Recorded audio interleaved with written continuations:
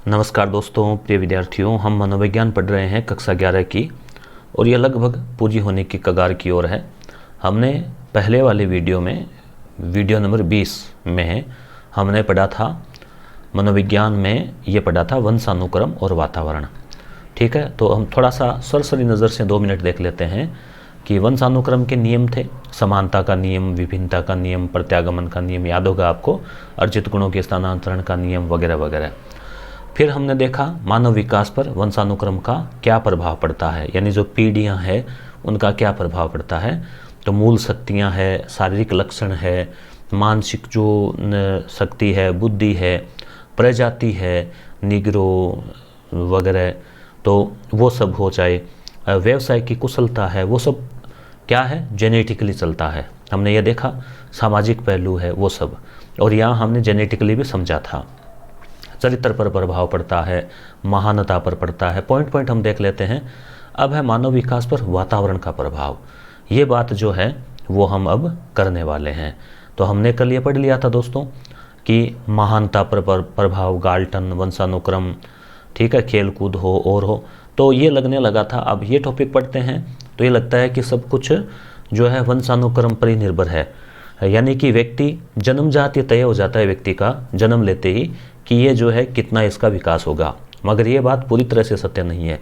यानी किसी भी बालक के या व्यक्ति के विकास पर केवल वंशानुक्रम का प्रभाव नहीं पड़ता, बल्कि उसके ऊपर वातावरण का भी प्रभाव पड़ता है। तो इस कक्षा में हम ये देखेंगे कि वंशानुक्रम का या वातावरण का, दोनों में से ज़्यादा किसका पड़ता है। क्या ये तय हो सकता है कि दोनों में से ज़्यादा किसका होगा, या फिर जो है इन दोनों का आपस में क्या संबंध है, वो सब चीज़ें हम इसमें देखेंगे। तो यहाँ मैंने हाईलाइट कर रखा है, आप एक्सप्लेन को ध्यान से सुनिए, क्योंकि फटाफट रिवीजन हम कर रहे हैं इसका। तो कम समय में आपको रिवीजन करना है, 20 से 25 मिनट में हम ये पढ़ लेंगे। तो मानव के व्यक्तित्व के प्रत्येक पहलू पर उसका भौगोलिक वातावरण, भौगोलिक का मतलब रेगिस्तान है, पहाड़ी इलाका है, ठंडा इलाका है या गर्म इलाका है। एक रेगिस्तान का व्यक्ति है, राजस्थान के जैसलमेर का, एक जम्मू कश्मीर का व्यक्ति है, एक केरला का है, एक अफ्रीका का है या एक रूस का है। दोनों का भौगोलिक वातावरण अलग अलग है। ठीक है, कर्क रेखा से दूरी, उच्चावच। सामाजिक वातावरण, समाज कैसा है, ग्रामीण है या शहरी है, शिक्षित है या अशिक्षित है, तो समाज का फर्क। सांस्कृतिक वातावरण, कल्चर कैसा है, संस्कृति, लोकचार, उनके जो त्योहार वगैरह इत्यादि, खान पान, रहन सहन, वो सब कैसे हैं, तो उसका वातावरण पर वो आ जाता है वातावरण में। तो वातावरण का प्रभाव व्यक्ति पर बहुत पड़ता है। ठीक है, तो ये अध्ययन भी जो है अलग अलग किया कि भारतीय प्रशासनिक सेवा में 1971 में कोई अध्ययन किया जाने वाले आधे से अधिक अभिभावकों की सामान्य आर्थिक स्थिति थी और बच्चे सामान्य सरकारी विद्यालयों में पढ़ते थे, फिर भी वो IAS ऑफिसर बने, कारण वातावरण उनको मिला। शारीरिक विकास पर प्रभाव, तो वातावरण का भी क्या शारीरिक विकास पर प्रभाव पड़ता है। हमने तो अभी तक यही सुना है कि माता पिता की हाइट ज़्यादा है तो बच्चों की हाइट ज़्यादा होगी, मगर यहाँ पड़ता है क्या, तो देखो फ्रेंच बोन्स। हालांकि ये नाम याद रखने आपको ज़रूरी नहीं है, इस प्रकार का कोई क्वेश्चन नहीं आया है या आएगा, कम ही संभावना है कि किसने कहा है। यहाँ आपके अवधारणा वाले क्वेश्चन आएंगे कि वातावरण के प्रभाव में से कौन सा इस पर नहीं होता है। तो शारीरिक विकास तो पढ़ा हुआ नहीं, तो हम ये सोचते हैं कि शारीरिक विकास तो शायद जेनेटिकली होता होगा, नहीं, इसमें भी वातावरण का प्रभाव पड़ता है। वातावरण यानी कि भौगोलिक वातावरण कैसा है। ठीक है, तो शारीरिक अंतर का कारण वंशानुक्रम न होकर वातावरण भी हो जाता है। वातावरण में हम ये भी मान सकते हैं, बालक को एक्स्ट्रा सप्लीमेंट दिया, उसको विटामिन प्रोटीन्स दिए, उसको एक्सरसाइज करवाई, तो हो सकता है बालक जो है उसकी लंबाई बढ़ जाए। बढ़ती भी हम देखते हैं ना अभ्यास करने से, तो वो वातावरण का प्रभाव पड़ा ना, बाहरी प्रभाव पड़ा। तो जापानी है या यहूदी है, उनको अमेरिका में कई पीढ़ियों तक जो रह रहे हैं, उनकी लंबाई भौगोलिक वातावरण के कारण बढ़ गई है। मानसिक विकास पर प्रभाव वातावरण का बिल्कुल पड़ता ही है। क्यों? क्योंकि चाहे कैसे मामले हो, वातावरण अगर अच्छा है तो उसका मानसिक विकास अच्छा होगा। वातावरण अच्छा नहीं मिला तो बचपन से चाहे कितना ही इंटेलिजेंट हो, अब उसको जंगल में रख दिया, या मान लो उसको ऐसे ही लोग मिल गए, उसको ऐसा माहौल नहीं मिला उसके टैलेंट निकालने का, तो व्यक्ति का टैलेंट दबा रह जाता है, विकास नहीं हो पाता। प्रजाति की श्रेष्ठता पर प्रभाव। प्रजाति जो है यानी कि जैसे मान लीजिए प्रजाति यानी अफ्रीकन लोग अलग है, अमेरिकन अलग है, अंग्रेज़ लोग अलग है, इंडियंस अलग है, तो ये अलग अलग प्रजातियां हैं।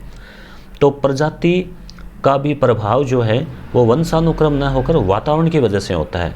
जैसे अफ्रीका है, गर्म वातावरण है, इस वजह से वहाँ त्वचा में मेलेनिन पदार्थ बनता है, तो लोगों के त्वचा का कलर भी काला होता है।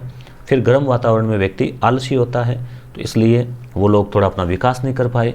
ठंडे वातावरण के लोग जो हम देखते हैं ना, सर्दियों में गर्मियों की बजाय हम ज़्यादा एक्टिव रहते हैं, तो यूरोप वाले लोग और ठंडे वातावरण के हैं, ज़्यादा प्रोग्रेस कर पाए। तो वातावरण का प्रभाव जो है वो प्रजाति पर वातावरण की वजह से होता है, न कि उनमें जेनेटिकली, ये मानते हैं कुछ मनोवैज्ञानिक। तो निग्रो प्रजाति है, उनकी बुद्धि कम मानते हैं, कम का मतलब उन्होंने कम प्रगति की है, यानी ऐसे तो इनमें भी बहुत सारे बुद्धिमान लोग हैं, मगर बनिस्पत अनुपातिक रूप से कम आगे बढ़े। तो इसका स्तर कम क्यों है? क्योंकि उनको अमेरिका के श्वेत लोगों की तरह शैक्षिक, सांस्कृतिक और सामाजिक वातावरण नहीं मिला, इसलिए वो पिछड़े हैं। तो भौगोलिक वातावरण और सांस्कृतिक और सामाजिक और शैक्षिक वातावरण का प्रभाव पड़ता है। अनाथ बालकों पर प्रभाव। अनाथ बालक होते हैं, ठीक है, अब उनको समाज कल्याण केंद्रों पर ले जाते हैं, ठीक है, और उनको वहाँ अच्छी शिक्षा दे देते हैं, तो वो काफ़ी अच्छी प्रगति करते हैं। अब उनके माता पिता की क्या स्थिति रही तो वो कोई पता नहीं चल पाता कई बार, तो इसलिए वातावरण उनको अच्छा दिया तो वो बालक जो है चेंज हो गया। और वाटसन तो कहता ही है ना कि आप मुझे कोई एक बालक दीजिए, उसे आप जो कहें, डॉक्टर, चोर, सिपाही, जो कहो बना सकता हूँ। तो वहाँ मतलब क्या हुआ? यही हुआ कि वातावरण उसको अगर दिया जाएगा तो उसका प्रभाव पड़ेगा। जुड़वां बच्चे होते हैं, दोनों जुड़वां बच्चों को अगर, अब जुड़वां बच्चे हैं ना, तो उनका मानसिक स्तर, उनकी लक्षण, उनकी बोली चाली एकदम एक जैसे होंगे, लेवल वगैरह, हाइट वाइट सब। तो इसका मतलब जेनेटिकली वो समान है, मगर उनको अगर अलग अलग वातावरण में हम रखें, ठीक है, अलग अलग, तो क्या होगा? उनमें अंतर आने लगेगा। ऐसा वैज्ञानिकों ने प्रयोग किया 20 जोड़ों पर, और जुड़वां बालकों में बहुत असमानता आने लग गई। अलग अलग वातावरण का मतलब एक को मान लीजिए किसी एक जगह रखा, दूसरे को कहीं और रखा, बच्चों में फर्क पड़ जाता ना। बालक कोई ननिहाल रहता है, कोई कहीं और रहता है, तो भी कुछ फर्क पड़ जाता है उसमें। कोई कहीं घूमने जाता है दूसरे शहर में, तो भी फर्क पड़ जाता है उसके व्यवहार में, वातावरण में। तो उनमें खेल उनका हो सकता है अलग हो, रुचियाँ उनकी अलग हो गई हो, तो ऐसा किया तो फिर असमानता आ गई। व्यक्तित्व पर प्रभाव। इंसान का जो पर्सनैलिटी यानी जो व्यक्तित्व है उस पर अच्छा वातावरण रहता है तो व्यक्तित्व का निर्माण होता है और वह महान बन सकता है। अच्छे वातावरण का मतलब उसके मिलने जुलने वाले अच्छे हैं, उसका आस पड़ोस अच्छा है, या मान लीजिए उसकी संगति अच्छी है, ठीक है, वो तो इस प्रकार से। और शांत वातावरण है, घर परिवार की स्थिति अच्छी है, घर में कोई काम इस प्रकार से कर रहे हैं। अब आप देखते हैं कि राजनेता है तो उनके संतान लगभग राजनीति में जाती है, फिल्म अभिनेता के फिल्म में, कारण क्योंकि उनको वैसा वातावरण मिलता है। वातावरण बालक के शारीरिक, मानसिक, ठीक है, सामाजिक। शारीरिक में कैसे? मान लीजिए उसके वातावरण ऐसा मिला कि घर में 2-3 अच्छे पहलवान हैं, तो वो भी पहलवानी का शौक हो जाएगा। मानसिक वातावरण यानी उसकी बुद्धि का स्तर। सामाजिक वातावरण उसका कैसा है? पास पड़ोस, अड़ोस पड़ोस। संवेगात्मक वातावरण, इमोशनल, माता पिता या परिवार के कोई लोग, दोस्त क्रोध करते हैं, कम करते हैं, खुश मिजाज है, कैसे हैं। नैतिकता कैसी है, लेवल कैसा है। नैतिकता मतलब जो नैतिक मूल्य, आध्यात्मिकता का माहौल कैसा है। तो इन सभी पक्षों पर वातावरण का प्रभाव पड़ता है। अच्छे वातावरण में रहेगा विकास की ओर अग्रसर होगा, खराब वातावरण में रहेगा अवगुण आ जाएंगे। अब नशा पता है, ऐसी आदतें हैं। विचारधारा भी वातावरण से बनती है। साथ वाले दोस्तों की जिस प्रकार की थिंकिंग होती है, विचारधारा होती है, वैसी व्यक्ति की बनने लगती है। तो इस प्रकार का संथाल लोगों को भी शिक्षा देकर सुयोग्य नागरिक बनाया गया। तो कहने का मतलब वातावरण से, जो हम पुनः देखें कि वातावरण से शारीरिक विकास पर प्रभाव पड़ेगा, ठीक है। प्रजाति की श्रेष्ठता है वो भी वातावरण का नतीजा है। अनाथ बालक है वो सक्सेस हो जाते हैं तो वातावरण का नतीजा है। जुड़वां बच्चे हैं वो भी वातावरण की वजह से उनमें स्वभाव चेंज हो सकता है। व्यक्ति का जो व्यक्तित्व बनता है, प्रभावशाली, महान बनते हैं लोग, तो वो वातावरण की वजह से बनते हैं। तो अब यहाँ हमने देखा कि वातावरण भारी पड़ रहा है, पहले हमने देखा तो वंशानुक्रम भारी पड़ रहा था, तो अब दोनों के बीच का संबंध देखते हैं कि क्या वंशानुक्रम और वातावरण दोनों का आपस में कितना संबंध है। तो यहाँ जो निष्कर्ष निकल कर आ रहा है कि ये दोनों एक दूसरे के पूरक है। जिस प्रकार एक स्वस्थ बीज होता है तो उससे स्वस्थ पौधा बन जाता है, उसको हम बीज स्वस्थ है तभी वो पौधा बनेगा, फिर हम उसमें खाद डालेंगे, ठीक है, उसकी सुरक्षा करेंगे, उसके चारों तरफ बाड़ा करेंगे, बराबर पानी डालेंगे, बराबर धूप लगेगी, तो वो पौधा जो है बड़ा हो जाएगा।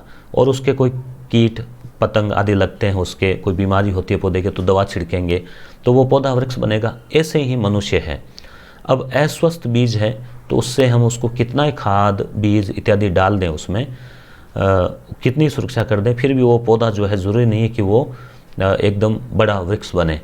इसी प्रकार मानव का भी है, वंशानुक्रम अगर उसका ठीक है, अच्छा है, तो वह हमें क्षमताएं देता है। तो वंशक्रम मानव को विकसित होने की क्षमताएं प्रदान करता है, मगर वातावरण उन क्षमताओं का वास्तव में विकास करता है। तो वास्तव में मनुष्य क्या है? जैविक दाय, प्राकृतिक मिलावा और सामाजिक विरासत के एकीकरण की उपज है। तो दोनों चीज़ों का जॉइंट होना ज़रूरी है, वातावरण भी अच्छा होना ज़रूरी है और वंशक्रम भी अच्छा या ठीक होना ज़रूरी है। यानी किसी को भी एकदम जीरो से हीरो बनाना बहुत मुश्किल होता है। कौन सा कारक मानव विकास को अधिक प्रभावित करता है? अब ये क्वेश्चन जो है कि आपके दिमाग में आया होगा कि कौन सा कारण वंशानुक्रम या वातावरण ज़्यादा कौन सा प्रभावित करता है, ज़्यादा, ठीक है। तो इसका निर्धारण अभी तक वैज्ञानिक और मनोवैज्ञानिक नहीं कर पाए हैं, तो इसलिए हम भी इसका उत्तर सही सही नहीं दे सकते। इस पर रिसर्च जारी है। तो परीक्षा में ऐसा कोई प्रश्न आ जाए तो आपको क्या करना है, दोनों का आपस में पूरक है और हम ये तय नहीं कर पाए कि किसका ज़्यादा है, ठीक है। कई बार ये आ जाए साफ साफ लिखा हुआ कि निम्न में से कौन सा कथन सत्य है या सत्य नहीं है, तो वहाँ आपको ऐसे कथन काम आते हैं। ऐसी कंसेप्ट जो क्लियर हो, धारणाएं अवधारणाएं क्लियर हो तो आपके दिक्कत नहीं आती। तो इनके व्यक्तित्व में क्या है, वंशानुक्रम और वातावरण उनके पारस्परिक संबंधों का परिणाम है। समझ गए होंगे आप। अब है वंशानुक्रम और वातावरण का सापेक्षिक महत्व, यानी कि दोनों का कॉम्पेरेटिव इम्पोर्टेंस, तुलना कर लेते हैं दोनों की। तो तुलना तो हालांकि ऊपर हो गई है, फिर भी कि नंबर 1 वंशक्रम और वातावरण की अपृथकता। अपृथक का मतलब अलग नहीं कर सकते। वंशानुक्रम वातावरण को हम अलग अलग करके पता नहीं लगा सकते कि कितना इसके वंशक्रम से इसका विकास हुआ है और कितना इसके वातावरण से हुआ है। तो हालांकि कई बार व्यक्ति अपवाद स्वरूप वातावरण को भी चुनौती देता है, अपना विकास कर सकता है। कई बार व्यक्ति जन्मजात बहुत ही मूड या मान लीजिए मंदबुद्धि या मीडियम हो तो भी वह बहुत प्रगति कर लेता है। तो ऐसे कुछ अपवादों को अगर हम छोड़ दें और सामान्यतः हम देखें तो ये दोनों को हम अलग नहीं किया जा सकता। वंशानुक्रम और वातावरण को एक दूसरे से अलग नहीं कर सकते, दोनों एक दूसरे के पूरक है, ठीक है। दूसरा बिंदु है वंशानुक्रम और वातावरण का समान महत्व है। दोस्तों आपके मन में इच्छा भी होगी इसकी PDF, हालांकि PDF की आपको आवश्यकता नहीं पड़ेगी क्योंकि वीडियोस में बता रहा हूँ। फिर भी मेरा जो टेलीग्राम चैनल है GK बाई मुकेश ढाका, जिसका लिंक यहाँ दिया गया है डिस्क्रिप्शन में, वहाँ पे आप जाएंगे तो टेलीग्राम चैनल खुल जाएगा। उसमें आप क्लिक करना डिटेल में तो फाइल्स, तो आपको बड़ी इजीली जितने भी PDFs मैंने भेज रखी है वो सारी आपको मिल जाएगी। हालांकि इसकी तो एक ही PDF है जो 110 पेज की है, तो वो आपको मिल जाएगी। पर परीक्षा नज़दीक, अब आप PDF का क्या करोगे समझ लो। वंशानुक्रम और वातावरण का समान महत्व है। अब दूसरा कथन ये है कि हम तुलना करें तो वंशानुक्रम वातावरण का हम बराबर ही महत्व मानेंगे, किसी भी एक को कम ज़्यादा बताकर नाराज़ नहीं करना है, मजाक की बात है। यानी दोनों का ही समान महत्व है। अभी तक ये सिद्ध नहीं हो पाया है कि किसका ज़्यादा है, ठीक है। और एक मेरी खुद की भी PDF है दोस्तों, खुद की PDF का मतलब जो कोचिंग में क्लास नोट्स में तैयार करवाता हूँ, शिक्षा मनोविज्ञान जब मैंने पढ़ाई, तो उसके 111 पेज की एक PDF है, वो आप डाउनलोड कर सकते हैं। क्लास नोट्स है वो, और काफ़ी शानदार लिखे हुए हैं। तो वो आपको यस गुरु यस गुरु एप्लीकेशन है, प्ले स्टोर से आप डाउनलोड कर लेंगे, 3 MB का है और लिंक भी दे रखा है डिस्क्रिप्शन में। वहाँ आप उसमें नीचे जाएंगे तो PDF लिखा रहा है, वहाँ आप क्लिक करेंगे PDF सेक्शन में तो ये आपके खुल जाएगी। और इसमें 2021 चल रहा है तो गुरु दक्षिणा के रूप में केवल 21 रुपये इसका रखा है। वंशानुक्रम और वातावरण की पारस्परिक निर्भरता। वंशानुक्रम और वातावरण एक दूसरे पर निर्भर है, एक दूसरे के पूरक है, समान है, अलग नहीं कर सकते। ये क्लियर नहीं है कि वंशानुक्रम ज़्यादा है कि वातावरण ज़्यादा है। क्लियर? तो ये बात आपके दिमाग में बैठ जानी चाहिए। मूल प्रवृत्तियाँ हमें वंशानुक्रम से प्राप्त होती है, ठीक है। मूल प्रवृत्ति किस प्रकार की जो भी, उनका विकास वातावरण में होता है। अब कोई बालक की मूल प्रकृति मान लीजिए थोड़ी सी क्रोधी या उत्तेजित टाइप की है, अब उसको वातावरण अच्छा मिल जाए उसको, तो वह आगे जाकर एक बड़ा बॉक्सर, कुश्ती या पहलवान भी बन सकता है, खिलाड़ी बन सकता है, ठीक है। तो वातावरण जो है वो ज़रूरी है। तो इसलिए वंशानुक्रम और वातावरण की अंतःक्रिया का फल क्या है? विकास, ठीक है। अब है वंशानुक्रम और वातावरण के प्रभावों में अंतर, कि दोनों का प्रभाव में कोई अंतर है क्या? वंशानुक्रम और वातावरण का कितना कितना प्रभाव अलग अलग पड़ता है, ऐसे चेक कर सकते हैं क्या? तो इस प्रकार के बारे में वैज्ञानिकों ने काफ़ी कोशिश की है, मगर इतनी जटिल प्रक्रिया है कि वंशानुक्रम और वातावरण के प्रभाव में अंतर करना असंभव हो जाता है, ठीक है। असंभव हो जाता है यानी कि अंतर नहीं कर पाते हम स्पष्ट रूप से। मानव वंशानुक्रम और वातावरण की उपज है। तो मूल बात यह है कि मानव में दो चीज़ें उसको प्रभावित करती है, एक तो उसका वंशानुक्रम कैसा है, यानी उसका जो लेवल है, बीज की क्वालिटी कैसी है, और वातावरण उसको कैसा मिला है, तो उनकी उपज है। वातावरण अच्छा नहीं मिले तो दोस्तों वातावरण बना लेना चाहिए, ठीक है। जैसे मान लीजिए स्टडी रूम आपको बनाना है तो उसका वातावरण स्टडी जैसा होना चाहिए, पुस्तकें हो, चार्ट वार्ट हो, कुछ मोटिवेशनल हो, एकांत हो, शांत हो, ठीक है। तो इस तरह से वातावरण हम क्रिएट कर सकते हैं। फिर आप धीरे धीरे दोस्ती ऐसे लोगों से रखो जो आपके लक्ष्य से जुड़े हुए हैं, वैसे ही आपका सोशल मीडिया पर भी वैसा ही हो, तो ऐसा करके मतलब आप एक वातावरण क्रिएट करते हैं। तो वंशानुक्रम और वातावरण का संबंध योगात्मक नहीं बल्कि गुणात्मक होता है, यानी एक तरह से क्वालिटी मेंटेन जो है दोनों ही करते हैं। तो सभी बालकों को एक जैसा वातावरण अगर हम कर दें तो भी एक जैसा नहीं बनाया जा सकता। क्यों? आप देखते हैं कक्षा में 50 बच्चे होते हैं, टीचर तो सभी को एक जैसा ही पढ़ाता है, कोचिंग में सभी को एक जैसा ही मैटर देते हैं, पर सभी को एक जैसा याद नहीं होता। कारण क्योंकि सभी का मानसिक लेवल अलग अलग है। परंतु सभी को समृद्ध वातावरण प्रदान करना चाहिए। सभी बालकों को, सभी लोगों को वातावरण अच्छा देना चाहिए ताकि उन्हें वंशानुक्रम से जो शक्तियाँ मिली हुई है, जो क्वालिटी जन्मजात कोई न कोई क्वालिटी मिली है, चाहे वो किसी भी फील्ड की हो, तो वह अपने व्यक्तित्व का विकास करने का उसको पूरा अवसर मिल सके। समझ में आ गई होगी बात आपके। तो निष्कर्ष रूप से हमने क्या देखा कि मानव के व्यक्तित्व का विकास वंशानुक्रम और वातावरण दोनों को ही महत्वपूर्ण है। क्लियर? तो दोनों ही सफलता के लिए अनिवार्य है। वातावरण द्वारा मानव का विकास हो सकता है, परंतु उसके विकास की सीमा उसकी वंश परंपरा ही निर्धारित करती है। यानी वातावरण से मनुष्य का विकास होता है, पर विकास कितना करेगा वो लेवल, मेमोरी का लेवल, जैसे आता है ना रैम 2 GB 4 GB, तो उसकी जो रैम है वो उसकी जन्मजात उसको फिक्स मिल गई, तो विकास की सीमा उसकी वंश परंपरा निर्धारित करती है। हालांकि मैं यहाँ मेरी तरफ से जोड़ना चाहूँगा कि उस रैम का भी विकास किया जा सकता है। वातावरण अच्छा हो, खान पान, स्वस्थ दिनचर्या, उसके अलावा जैसे योग, ध्यान इत्यादि, इन चीज़ों से हम अपनी मेमोरी, जन्मजात मेमोरीज़ को भी थोड़ा बढ़ा सकते हैं। अब समझ में आ गया आपके, हमने पढ़ा विकास में वंशानुक्रम और विकास में वातावरण, दोनों के अलग अलग पॉइंट पढ़े। दोनों का आप अलग अलग पॉइंट ध्यान में रखना दिमाग में। फिर हमने तुलना की, तुलना में ये पाया कि दोनों एक दूसरे के पूरक है। हम ये नहीं कह सकते कि किसका ज़्यादा योगदान है। अब है मानव का मनोविश्लेषणात्मक जो सिद्धांत है वो थोड़ा ये और देख लेते हैं। मनोविश्लेषण यानी मन का विश्लेषण। मन का मतलब क्या है? माइंड का विश्लेषण किया फ्राइड ने, किसके माइंड में क्या चल रहा है और व्यक्ति क्यों विकास करता है या विकास कैसे होता है, तो उसके पीछे उसके जो पुराने अनुभव है तो वो उसके दिमाग में पड़े रहते हैं और वो काम आते हैं उसके। तो मनोविश्लेषण सिद्धांत को मुख्य रूप से सिगमंड फ्राइड मुख्य रूप से हैं, और फिर साथ में एरिक्सन, ठीक है, इन्होंने प्रतिपादित किया। बालक के प्रारंभिक अनुभवों के बाद का उसके बाद के विकास के महत्व पर बल देता है। यानी कि हमारे बचपन के अनुभव, प्रारंभिक अनुभव जो होते हैं वो हमारे दिमाग में जमा हो जाते हैं। हम उनको एक तरह से भूल जाते हैं, मगर वो हमारे निष्क्रिय होते हुए भी सक्रिय रूप से वो थोड़ा थोड़ा काम करते हैं और वो हमारे भावी विकास को प्रभावित करते हैं। तो इसमें अचेतन जो मन है, अचेतन जो अभिप्रेरणा है, उसको ये महत्वपूर्ण मानता है। यानी मान लीजिए बचपन में किसी बालक ने कोई विशेष चीज़ की अभाव या कमी महसूस की, तो वह उसके दिमाग में, हम कहते हैं ना, ग्रंथि बन जाती है, तो वह उसके दिमाग में अचेतन में पड़ी रहेगी और फिर आगे जाकर वह उसकी पूर्ति करने का प्रयास करेगा किसी भी प्रकार से।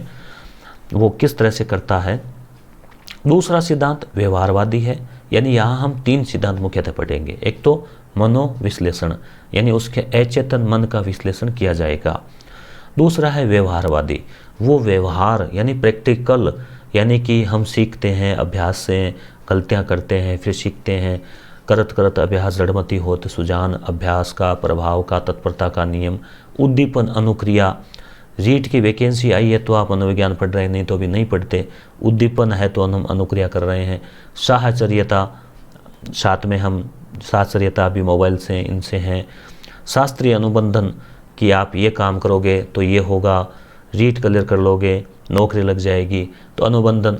क्रिया प्रसूत अनुक्रिया, ठीक है। तो ये सब जो चीज़ें हैं ये इसमें आ जाती है व्यवहारवादी सिद्धांत में। ये वैज्ञानिक है, वस्तुनिष्ठ है, क्योंकि हम इनका अवलोकन कर सकते हैं, हम इसका मापन कर सकते हैं। विकास का तीसरा सिद्धांत है संज्ञानात्मक। संज्ञानात्मक में क्या है कि ज्ञान की प्राप्ति हम करते हैं इंद्रियों से, विभिन्न प्रकार के ज्ञानेंद्रियों से, और उस ज्ञान को हम सीखते जाते हैं, पुराने ज्ञान को नए ज्ञान से जोड़ते जाते हैं और प्रत्यक्षीकरण हम करते जाते हैं, उसका संगठन करते जाते हैं। यह आणविक सिद्धांत है। तो यहाँ हम 3 सिद्धांतों को पढ़ेंगे। मनोविश्लेषण फ्राइड वाला, दूसरा व्यवहारवाद वाटसन और बाकी स्किनर इत्यादि, तीसरा जो है वो है संज्ञानात्मक, जिसमें मुख्यतः आ जाता है पियाजे। अब मनोविश्लेषण सिद्धांत थोड़ा सा नज़र डाल लेते हैं। यह मुख्यतः नाम आता है फ्राइड का और दूसरा सहयोगी है एरिक्सन। फ्राइड वाला है मनोविश्लेषण साइको एनालिटिक, और एरिक्सन का है मनोसामाजिक। एरिक्सन में देखो, एरिक्सन तो सन कहाँ, समाज में, बच्चा कहाँ रहता है, पुत्र, समाज में। तो ऐसे ट्रिक से याद रख लें, से समाज, सामाजिक। ये सामाजिकता की ओर दिक्कत है कि समाज की जो परंपराएं हैं उसके अनुसार हम जो है वो चीज़ें धारण करते हैं, सीखते हैं। तो दोनों का थोड़ा, अब यहाँ कई बार क्या होता है दोस्तों, फैक्ट वाले क्वेश्चन आते हैं, वहाँ सीधा मिलान कीजिए किसका क्या सिद्धांत है। तो सिगमंड फ्राइड आगे दे दिया, मनोसामाजिक दे दिया, तो वहाँ आपको पहचान लेना है, नहीं मनोसामाजिक नहीं है। कई विद्यार्थी क्या करते हैं, ये मनो नाम दिखा और सीधा लगाया टिक और भर दिया गोला काला। तो ध्यान रखना, केवल मनो नाम देख के आपको कंफ्यूज नहीं होना है, मनोविश्लेषण है या मनोसामाजिक है, ध्यान रखना। अब फ्राइड का मनोविश्लेषण का सिद्धांत थोड़ा सा हम इसको देखेंगे। तो इसके जनक कौन है, फ्राइड है, जर्मनी का था, सिगमंड फ्राइड पूरा इसका नाम है। और फ्राइड ने साथ ही मनोलैंगिक विकास का सिद्धांत, यानी कि इसने जो मानव का विकास है उसको लैंगिक यानी सेक्सुअल अवस्था के साथ उसने जोड़ा है, उसके विकास को उसने जोड़कर उसको अलग अलग भागों में बांटा है। बाकी मनोवैज्ञानिक तो उसकी उम्र के अनुसार या उसके स्वभाव के, सीखने के अनुसार, यह एक तरह से उसका जो लैंगिक विकास है उसके अनुसार इसने जोड़ा है पूरा का पूरा। तो फ्राइड ने मानसिक स्तर तय किए हैं, प्रकृति, इंस्टिक्ट, जो मूल शक्तियाँ, रक्षा युक्तियाँ हम जो अपनाते हैं कई बार, मैकेनिज्म, यानी कि कोई उपाय अपनाते हैं ना, कोई बहाना खोजते हैं, व्यक्तित्व घटक, ठीक है, और मनोलैंगिक विकास की अवस्थाओं को इसने बताया है। तो अब मानसिक स्तर इत्यादि हम अगले वीडियो में पढ़ेंगे। वीडियो कैसा लगा ज़रूर बताएं और मनोविज्ञान जारी रहेगी। धन्यवाद।